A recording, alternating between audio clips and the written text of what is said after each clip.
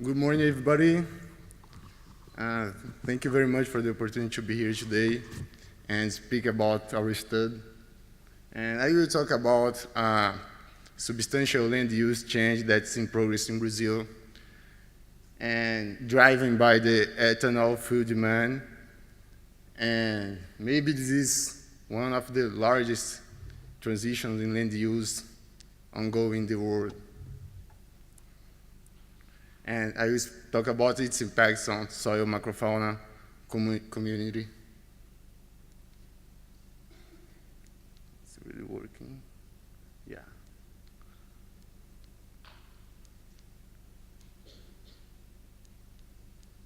One more. Yeah.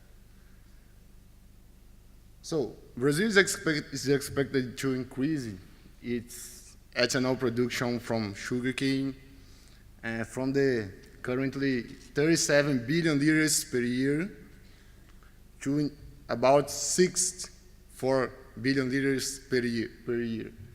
So it means an additional amount of 24 billion liters needed to 2021, and it means about 6 million hectares of new sugarcane areas in this decade, which is the same of more than one Switzerland cropped with sugarcane.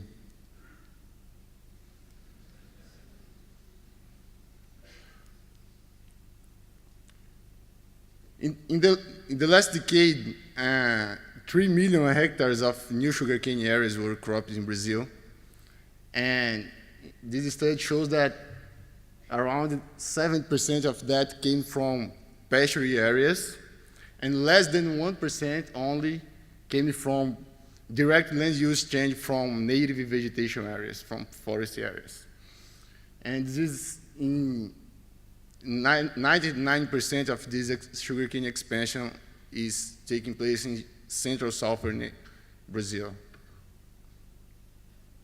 Around 30% came from others crops, annual crops and citrus. So what we have studied there is how land use change is impacting the soil macrofauna community, and two ecosystem processes very much costly for sugarcane mills: the soil structure stability and the total contents and availability of soil phosphorus, the main limiting nutrient for sugarcane production in tropical soils.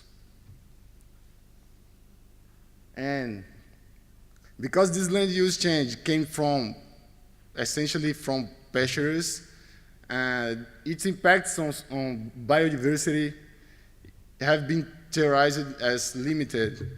And it makes sense when you think about the above ground biodiversity. But what do you think about the below ground environment and all the changes in the root systems? So our general hypothesis is that there are important changes in this environment that can greatly alter the soil macrofauna community and those ecosystem processes related with these animals.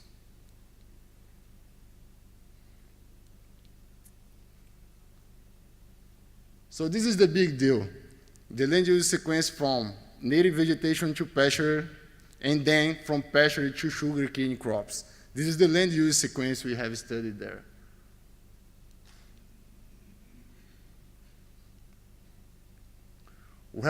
We have 3 field sites in the central southern Brazil, and those are the main expansion areas for sugarcane production: one in South Goiás state, and west of São Paulo state, in South São Paulo.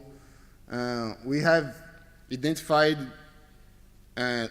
chronosequence with those land use in each of these field sites. And here is one example of those chronosequence. We have identified adjacent areas with those 3 land uses in all field sites, in order to avoid too much variations, environmental variations in soil types and climate and other issues. In general, we are dealing with highly weathered soils, like those. And we have done a detailed description of this land use, because it's a field scale study, and we didn't control all the sources of variability. So we have done a detailed description of the land use and the sites. This is a kind of an example of the kind of native vegetation we are working with. This is a cerradão forest formation with dense vegetation if compared with the Cerrado stricto sensu, the Brazilian savannas. And the pasture with tropical grass of the genus Brachiaria. And for who have never seen, this is the sugarcane crop.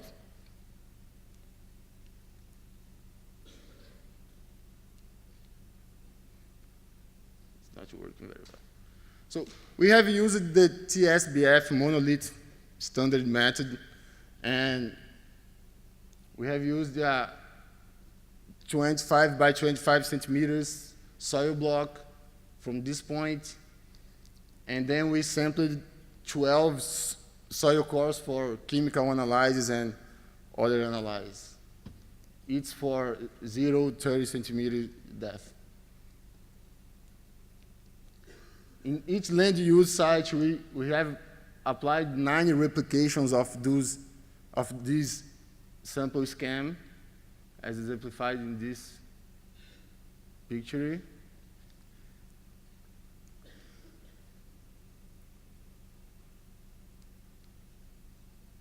Come on, my friend. Oh, yeah.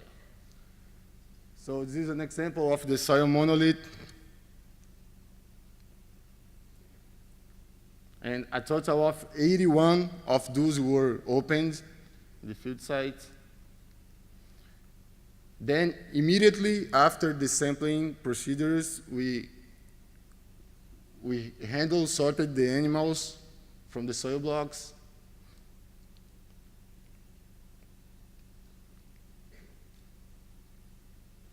And the animals were preserved in ethanol for subsequently identification and counting. What we have found is, for macrofauna density, no significant increases in density from native vegetation to pastures for all field sites, and the density dropped from pasture to sugarcane consistently for all field sites with significant effects in these 2 sites.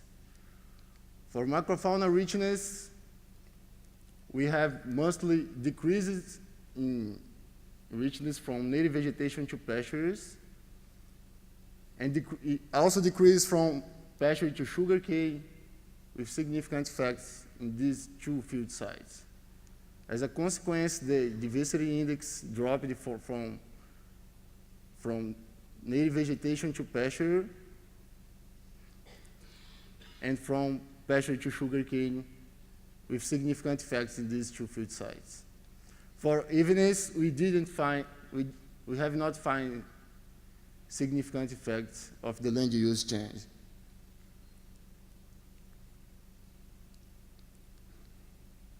And when we observe the overall diversity index, it means that all native vegetations put together, all pastures and all sugarcane, the diversity index dropped from 1.6 in native vegetation to 1 in pasture areas, and then to 0.7 in sugarcane areas.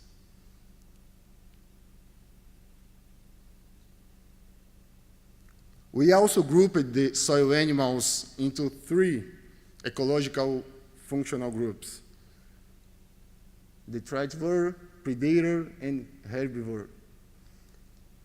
And we find that native areas were related with the detritivore community and the herbivore, and pasture soils were related with predators and the herbivore, and the sugarcane areas were oppositely grouped, related to all three functional groups. When we explored the relationships between macrofauna and soil structure, we found a positive relation between the macrofauna density and the amount of large macroaggregates and the stability index. Specifically, the detritivores group are closely related with soil structure stability. And this result is strongly supported by other studies. And the detritivores community is negatively related to the thinnest soil aggregate fractions, like small macroaggregates, microaggregates, and silt plus clay. And the sugarcane soils are grouped near of related to these thinnest fractions of soil aggregates. When we explored the relationships between macrofauna and soil phosphorus, we found that even though the total content of soil phosphorus is not related with any biological variable, the plant available pool of soil phosphorus, the scarce plant available pool in those tropical soils, in those strongly phosphorus-sorbing tropical soils, this costly pool for the sugarcane mills is closely related and positively related with the functional diversity of soil macrofauna. And in this case, the taxonomic richness was positively associated with functional diversity and also with the plant available pool of soil phosphorus. This result is really interesting for the perspective of the sugarcane mills, because when you see the total phosphorus content, the no available pool represents around 75% of the total soil phosphorus in those soils. So we are speaking about around 25% of the total phosphorus that is available for plants. It's really costly for the sugarcane mills.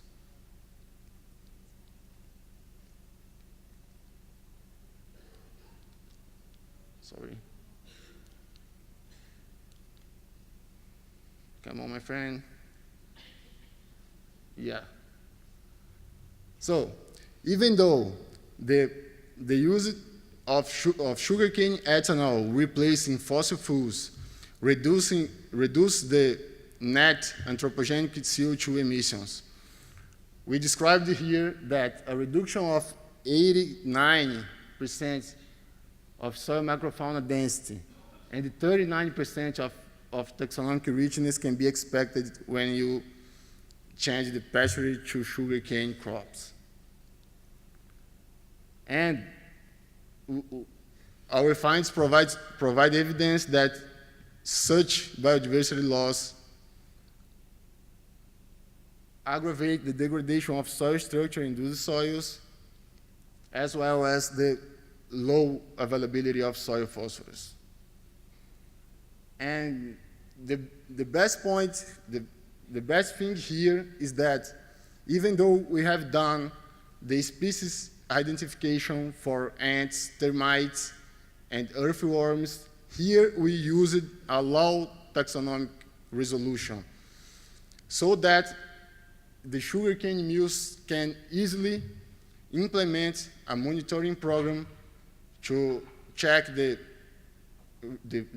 abundance of macroinvertebrates in order to preserve a good soil structure stability, and also they can monitoring the functional diversity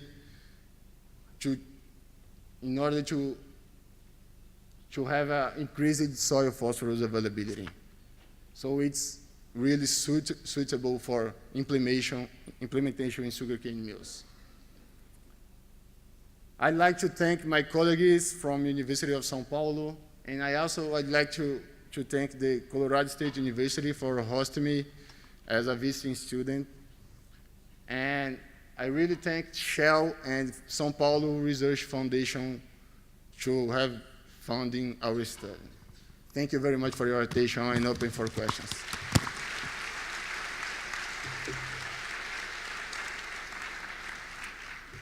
Thank you, André. I'd like to ask you a quick question. I noticed you got really big increases in density in the pasture compared with the old growth forest. Is that earthworms, termites? What was that? Yeah, basically, termites increased 9-fold from native vegetation to pasture, and earthworms 13-fold from native vegetation to pasture. So these two groups dominated the pasture soils community. Well, I'd like to ask you all about the termites, but I'll have to wait till afterwards. So, one more question? There is somebody?